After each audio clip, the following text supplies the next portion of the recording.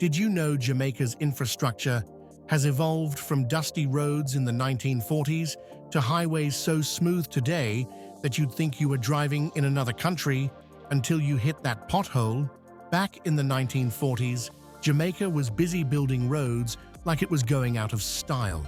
Today, we have highways connecting Kingston to Montego Bay, and the North-South Highway is so smooth that for a moment, you might forget you're in Jamaica. But don't get too comfortable.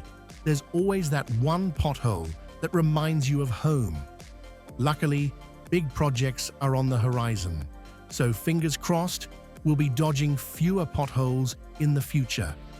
Oh, the Prime Minister says it will take up to 20 years to get all roads in tip-top condition. And let's talk about tourism. In the 1940s, tourists trickled into Jamaica like they were entering a secret club. Now, our beaches are more crowded than a jerk chicken line on a Friday night. Tourism has become Jamaica's cash cow, thanks to our endless stretches of sandy shores. But remember, folks, that all-inclusive package doesn't mean you can take home a palm tree. And while sugarcane was king back in the 1940s, in 2024, farmers are growing more than just sugar. We've even got organic farming.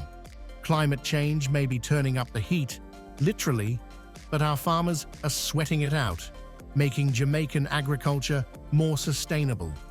Love discovering the quirks of Jamaican history? Hit that subscribe button and stay tuned for more stories of how our island has grown over the years. Bonus fact, by the way, did you know that the first tourists to Jamaica arrived by ship in the early 20th century, and now we get over 4 million visitors a year?